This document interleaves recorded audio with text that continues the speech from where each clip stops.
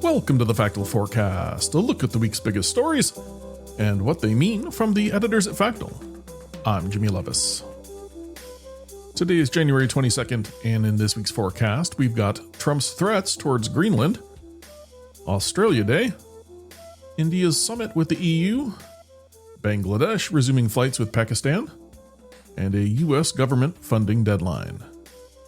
You can also read about these stories and more in our weekly newsletter, which you'll find a link to in the show notes. Up first, we'll take a look at U.S. President Trump's demands to control Greenland. For more on that, I've got fellow Factal editor, Owen Bonertz. Hi, Owen. Hey, Jimmy. How are we doing? We are well. Thanks for being here. I saw you were digging into Greenland this week, and I'm looking forward to you getting us caught up on the situation. So, as usual, can you start by giving us a bit of a recap on what's gone down? Yeah, so obviously the Trump administration has been pushing an idea of annexing Greenland, and this is something he first said in 2019. It wasn't taken very seriously at the time. It was kind of thought to just be classic Trump bluster. But as he's been elected a second time, he's really ramped it up. There's been a lot of posts on Truth Social. And really since the capture of Nicolas Maduro in the beginning of January, him and other Republican figures have been making it clear that they're very serious about this. They're releasing plans about the idea of purchasing the island for some sum of trillions of dollars that would then be broken down into large cash payments to each individual resident. And crucially, he's been threatening tariffs on the European powers who have kind of come out in support of Greenland and said, no, this is Danish territory. This is, a semi-autonomous place within Denmark. And so in response to that, he's said he's going to put a 10% tariff on these European countries, including France, the UK, Denmark, of course. And Europe has responded with their own threats of an increased trade war. Most notably, they're talking about using something called the anti-coercion instrument, which would be kind of like targeted sanctions against individuals or companies that they deem to be the most threatening to Greenland's sovereignty. And more immediately, Europe and the United States have been going back and forth on the trade issue all year. Over the summer, they came to a new EU-US trade deal, which is just about to be ratified in the European Parliament. But many European EU MPs, I should say, are now stepping back and saying, no, we shouldn't ratify this because of the Greenland issue. And what about the latest? There have been any new developments? Well, actually, yes. Just a while ago, Trump posted on his Truth Social that he had a meeting with the Secretary General of NATO, Mark Rutte, and Trump says that they've reached some sort of framework for like a future deal with respect to Greenland. He didn't give too many details, though. He said that the tariffs he had talked about, the 10% increase that was set to go into effect on February 1st, won't be imposed. Still, some of the leaders from the EU who had planned this kind of emergency summit about the Greenland situation are still going to be meeting tomorrow to discuss this whole situation. And, in addition to all the talk, some of the European countries, as well as Canada, actually have deployed a very, very small amount of troops to Greenland. Within Greenland, this idea is very, very unpopular. According to polling, about 6% of Greenland residents support American annexation. It's also worth noting that the population of Greenland is majority Inuit rather than majority Danish, although there is a Danish minority that lives there. And there's been a lot of protest, specifically in front of the U.S. consulate in Nuuk, Greenland. There has been a lot of kind of back channel negotiations going on, particularly this week at the World Economic Forum meeting in Davos, Switzerland.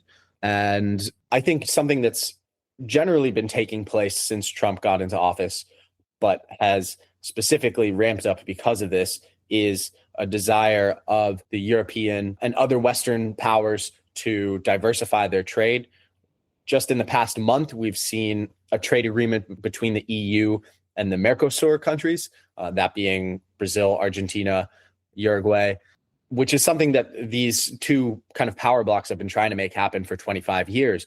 But now, with the US throwing up these sort of tariff barriers and signaling to the world that they don't want a policy of free trade anymore, Europe is trying to diversify where their exports go. Same is true for Canada. Just in the past week, we've seen a major kind of a trade détente, I would say, between Canada and China. Canada has agreed to take in a bunch of Chinese electric vehicles. Well, at the same time, China is going to finally start taking in Canadian canola exports. So the biggest place where we're really seeing this happen is in trade. Well, you've mentioned some of the reactions, but are there any other notable reactions you've seen to this? Well, obviously the Danish are furious about this idea.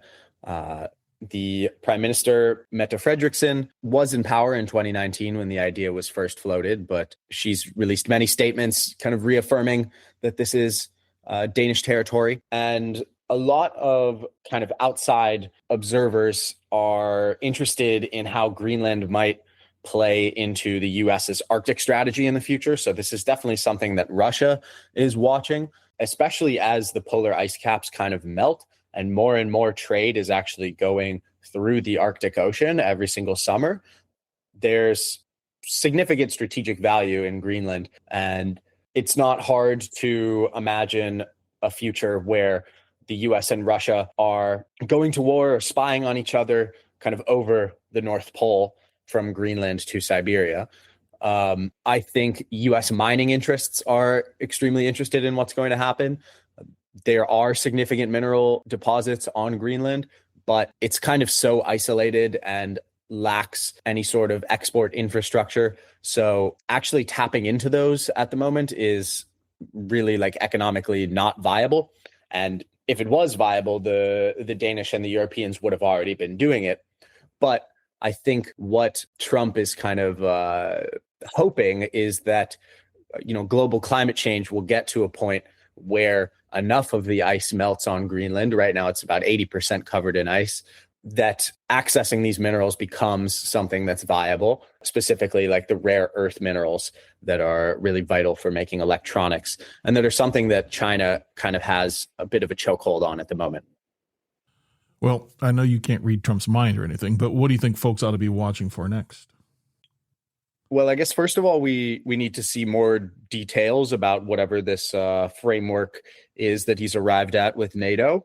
Like I said, we're not sure if the tariffs are fully canceled or if they're just on hold, or if there will be an entirely new EU-US trade agreement. I'm sure there will be some details about the US getting involved militarily in Greenland, maybe stationing more troops up there. Regardless, I think the whole situation is at least partially an excuse for the US to escalate their trade war with the European Union. And I think that annexing new territory in the Western Hemisphere is clearly something that Trump is fixated on, whether that be his threats made about retaking the Panama Canal or his quote unquote Don Roe doctrine in Latin America, pushing regime change in Venezuela, as well as threatening to do it in Cuba. It's clear to me that Trump wants to leave his second term with a new chunk of land that he can call the United States. I don't know how feasible the Greenland dream really is. Like I said, he's been making these statements about purchasing it for trillions of dollars. Well, where are these trillions of dollars going to come from, especially from an administration that claims to be fiscally conservative and wanting to cut American spending? So I think it's unlikely that any serious offers put forward, especially given the fact that the Europeans have been so ready to stonewall it. And I think 2-3 years down the line, we're going to see more trade deals between the EU and other major economies. They're already negotiating a new one with India as well as the UAE. So I think really the main consequence of this is kind of just going to be driving a rift between the United States and the rest of NATO. But The idea of annexing more territory in the United States as a whole is, like I said, clearly something that Trump really wants to do as part of his legacy. And if it doesn't happen in Greenland, it could happen more seriously somewhere else. Well, Owen, we'll have to pause there for today, but thank you so much for your time. Always appreciate you being here and getting us up to speed. Thanks. My pleasure. Additional protective measures will be in place in Sydney on Monday. That, as Australians celebrate their national holiday in the wake of December's deadly Bondi Beach attack. Stringent security measures are being put in place following the December gun attack on Bondi Beach. As you may recall, that's when 2 gunmen targeted a Hanukkah event and killed 15 people. A protest ban, enacted in the wake of the attack, has been extended for an additional 2 weeks and will continue through the holiday.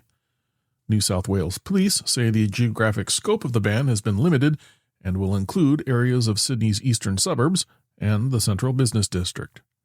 Police have confirmed a protest by the First Nations community will be permitted to go ahead, with additional officers deployed. Now, visitors to the Australia Day live concert in Sydney will have to pass through airport-style security with checkpoints, bag inspections, and scanners, and will not be allowed to carry a number of prohibited items. Police said a variety of units, including canine and mounted units, will be present, and officers will have enhanced firepower. European Union leaders Ursula von der Leyen and Antonio Costa are expected to visit India for its 77th Republic Day celebrations on Tuesday.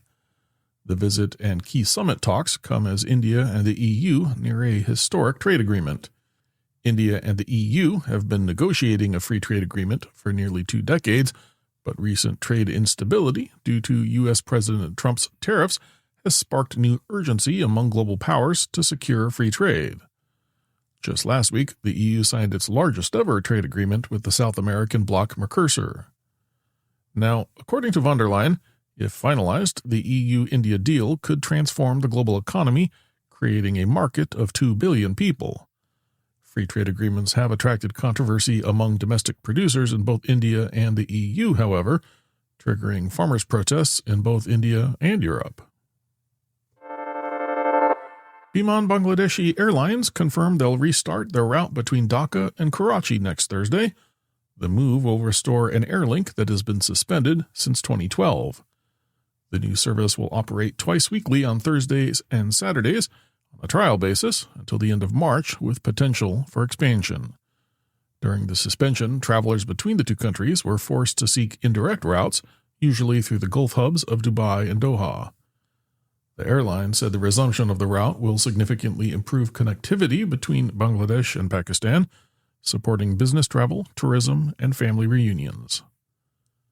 Now, the move does come amid a warming of relations between Pakistan and Bangladesh, following the ouster of the latter's former Prime Minister Sheikh Hasina in 2024. Since then, trade between the 2 countries has increased and cultural links have expanded, with figures from the State Bank of Pakistan showing bilateral trade increasing by 20% to around $865 million over the last fiscal year. Pakistan will likely continue to expand links with Bangladesh, capitalizing on the deterioration of ties between Delhi and Dhaka after Hasina fled there. Pakistan's military has said discussions are also underway for a potential military pact to supply Bangladesh with JF-17 Thunder fighter jets. Another major U.S. government funding deadline is approaching next Friday. This one follows the longest government shutdown in U.S. history late last year. That lasted 42 days before being ended by a legislative package that funded some government functions through September 2026, but others through January 30th. This forces Congress to once again come together to pass funding packages.